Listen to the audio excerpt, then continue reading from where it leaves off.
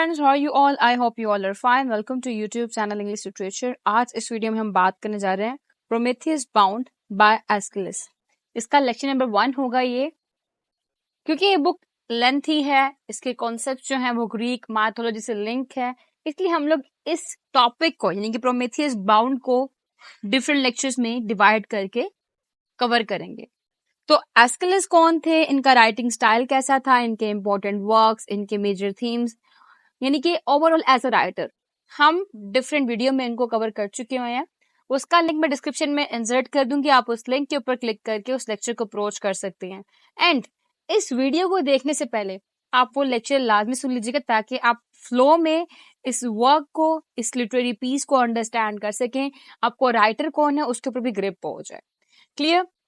तो Prometheus bound, अब ये जो वर्क है रिटन बाय, मैंने आपको बताया, एस्किलस, जो कि मैं यहाँ पे एक बिल्कुल माइनर इंट्रोडक्शन दूंगी हमारे राइटर का।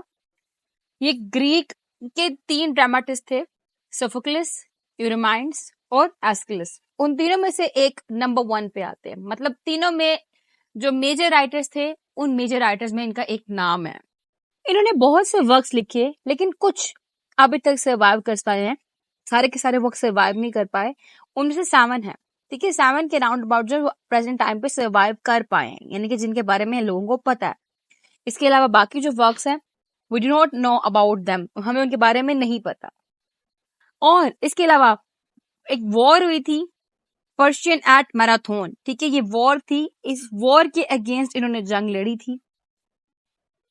इसी के साथ साथ सलामिस, ये भी एक वॉर थी, इन्होंने इसमें भी पार्टिसिपेट किया था, मतलब ये एक वॉरियर भी थे।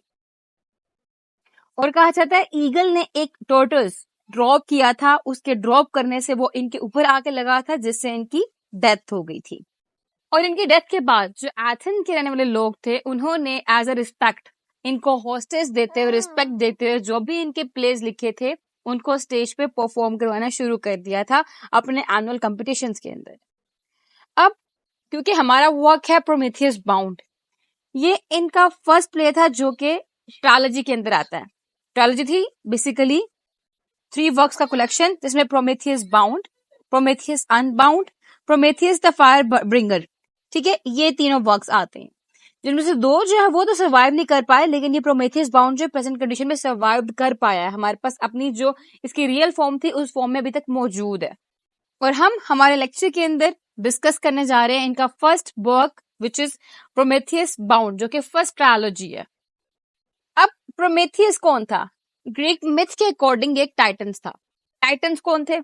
हम लोगों ने जब पैराडाइज लॉस्ट डिस्कस किया तभी मैंने आपको बताया था कि ये पावरफुल रेस है डिटीज की, जो ओलंपियन को लेके चलते हैं, यानी कि पहले टाइटन्स थे, टाइटन्स वो डिफीटेड बाय ओलंपियंस, और ओलंपियंस ने टाइटन्स के अगेंस्ट बैटल लड़ी थी। उस बैटल में टाइटन्स हार गए थे और ओलंपियंस जीत गए थे। ओलंपियंस का लीडर जो था वो ZEUS था, ठीक है, ये ग्रीक मैथोलॉजी के अकॉर्डिंग मैं आपको बता रही हूँ। गाया और Uranus, Gaia refers to earth, Uranus refers to sky, ये दोनों थे। गाया मतलब गॉडेस थी और यूरेनस गॉड था। इन दोनों की आगे से जो रेस थी, इनकी जो जनरेशन थी, जो चिल्ड्रन थे, इनके चिल्ड्रन को हम लोग टाइटन्स कहते हैं, यानी कि अर्थ और स्काई के जो चिल्ड्रन हैं उनको हम लोग टाइटन्स कहते हैं। अब इसकी भी हिस्ट्री है। हिस्ट्री क्या है? मैंने बताया यूरेनस, दूसरी तरफ है GAIA, गाया, ये 2 थे। यूरेनस को बताया गया था कि तुम्हारी जनरेशन में एक ऐसा बच्चा पैदा होगा जो तुम्हारे तख्त से गिरा देगा और गिरा के खुद उसको, उस सीट को ऑक्यूपाई कर लेगा। और ऐसा ही हुआ। यूरेनस को उसके अपने बच्चे CRONUS, कोरोनस ने इसके तख्त से उठा दिया और खुद ये इस जगह का लीडर बन गया, ठीक, यानी यूरेनस की जगह पे कोरोनस आ गया। अब कोरोनस को भी सेम प्रोफेसी दी गई थी, तो कोरोनस इस प्रोफेसी के बड़े खौफ में आया और इसने यह किया, 1 बाय 1 अपने बच्चों को जो भी पैदा होते खाना शुरू कर दिया। कोरोनस की वाइफ थी RHEA, रिया। रिया ने क्या किया? जीएस को बचा लिया, यानी कोरोनस और रिया के जितने बच्चे थे उन बच्चों में जियस भी था। ठीक, रिया ने जैसे तैसे करके जियस को बचा लिया, क्रोनस को जियस का पता नहीं लगा। और जब जियस बड़ा हुआ तो वो आया, उसने क्रोनस से जंग लड़ी और जंग लड़के क्रोनस को हरा दिया और खुद वहां पे उस लैंड को ऑक्यूपाई कर लिया। जियस खुद ओलंपियन गॉड का लीडर बन गया था। ठीक, मतलब अब ये वॉर किनके दरमियान में हुई? ओलंपियन गॉड्स वर्सेस टाइटन्स, जिसको बैटल ऑफ टाइटन्स भी कहा जाता है, जिसमें जियस ने क्रोनस को हरा दिया और उस पूरी लैंड को ऑक्यूपाई कर लिया, अपने अंडर ले लिया डिफरेंट ओलंपियन गॉड्स के साथ मिलकर। तो इट मींस जियस जो है वो एक स्ट्रॉन्ग पावर बन गया, उसने पूरे लैंड को अपने अंडर कर लिया। अब वहां पे रूल किसका चल रहा है? जियस का चल रहा है। और इस बैटल के अंदर प्रोमेथियस, ये वो पर्सन था जिसने जियस को असिस्ट किया था। प्रोमेथियस खुद एक टाइटन था, लेकिन इसने इस कॉन्फ्लिक्ट में जियस का साथ दिया था, उसके साथ साथ मिलके जंग लड़ी थी। ठीक है, लेकिन उसके बाद क्या हुआ? बाद में प्रोमेथियस ने जियस से फायर चोरी कर ली, आग चोरी करके उसने ह्यूमन बींग्स को दे दी। ठीक है, बड़ा कंपैशनेट था टुवर्ड्स ह्यूमन बींग्स। कौन? प्रोमेथियस। प्रोमेथियस इंसानियत से बहुत मोहब्बत करता था, तो इसने क्या किया, इसने वो आग चोरी करके ह्यूमन बींग्स को दे दी। और ह्यूमन बींग्स को जब इसने दे दी तो जियस को बड़ा ही गुस्सा आया, जियस को सिंबल ऑफ एंगर दिखाया गया, बड़ा ही गुस्सा आया और इसने क्या किया, इसने इस चीज पे पनिशमेंट दी प्रोमेथियस को। और हमारी स्टोरी शुरू होती ही तब है जब जियस ने पूरा कंट्रोल कर लिया हेवन पे और इसको पता लगता है कि प्रोमेथियस ने इससे आग चोरी करके ह्यूमन बीइंग को दे दी है। यहां से हमारी स्टोरी आगे जो है वो स्टार्ट होती है। This is all about the background of the story, जो मैंने अभी आपको बताया पूरा स्टोरी का बैकग्राउंड था। क्लियर हो गया आपको? अगर स्टोरी की प्लॉट समरी के ओवरव्यू की बात की जाए तो इसका जो टाइटल है, defiance and suffering the story of Prometheus, ये फुल टाइटल है हमारी स्टोरी का। प्रोमेथियस द रैबल टाइटन, ये एक रैबल टाइटन था, पावरफुल टाइटन था जिसे जियस को चैलेंज किया और दूसरे जो गॉड्स थे उनको चैलेंज किया। और स्पेशली जियस खुद एक किंग ऑफ गॉड्स माना जाता है, जो ओलंपियन गॉड्स पे रूल कर रहा है, जो टाइटन के लैंड के ऊपर रूल कर रहा है। इसने इसको चैलेंज किया। कैसे किया? इसी की आग चोरी करके इसने ह्यूमन बीइंग को दे दी। जब इसने ह्यूमन बीइंग को वो फायर दी, जिस बेस पे जो जियस था उसको बहुत गुस्सा आया, वो आग बगोला हो गया, फुल एंग्री हो गया और गुस्से में आके उसने ऑर्डर किया कि प्रोमेथियस को चेंड कर दिया जाए, जंजीरों में बंद कर दिया जाए। और ऐसा ही होता है, प्रोमेथियस को जंजीरों में बंद कर दिया जाता है, लेकिन प्रोमेथियस झुकता नहीं है। ठीक है, वो सरेंडर नहीं करता, वो फिर भी स्ट्रॉन्ग रहता है, होपफुल रहता है। और एक और चीज पॉजिटिव क्या है प्रोमेथियस के बारे में, कि प्रोमेथियस जो है यहाँ पे फ्यूचर जानता है, फोरसीन। वो जानता था कि फ्यूचर में जियस के साथ क्या क्या होने वाला है। अब जियस को पता था कि प्रोमेथियस को पता है कि फ्यूचर के बारे में, कि इसके फ्यूचर में इसके साथ क्या क्या होने वाला है। इस बेस पे जियस ने थोड़ी बहुत सुलह सफाई करने की कोशिश भी की प्रोमेथियस से, लेकिन प्रोमेथियस नहीं माना। तो it was a kind of threat for Jesus. ठीक है, ही रिफ्यूजेस टू रिवील इट। किसके आगे? जियस के आगे उसने रिवील ही नहीं किया। और हमें पता लगता है जो प्ले है उसमें जो थीम एक्सप्लोर किए जा रहे होते हैं वो डिफाइंग अथॉरिटी का थीम है, द पावर ऑफ नॉलेज। क्योंकि यहाँ पे एम्फोसाइज किया गया कि फोर्स के आगे जो नॉलेज की पावर है दैट इज मोर पावरफुल। क्योंकि यहाँ पे प्रोमेथियस के पास नॉलेज था, लेकिन जियस के पास यहाँ पे पावर थी, मगर उसके आगे जो प्रोमेथियस था वो स्टिल स्ट्रॉन्ग रहा। ठीक, तो ये हमारे पास स्टोरी का एक प्लॉट समरी था, प्लॉट ओवरव्यू था।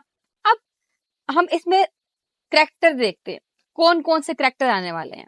देन हम लोग वन बाय वन इसके सिंबल्स देखेंगे, सेटिंग्स देखेंगे, सो ऑन डिफरेंट लेक्चर्स में डिवाइड करके जो हमारी स्टोरीज को कवर करेंगे हम।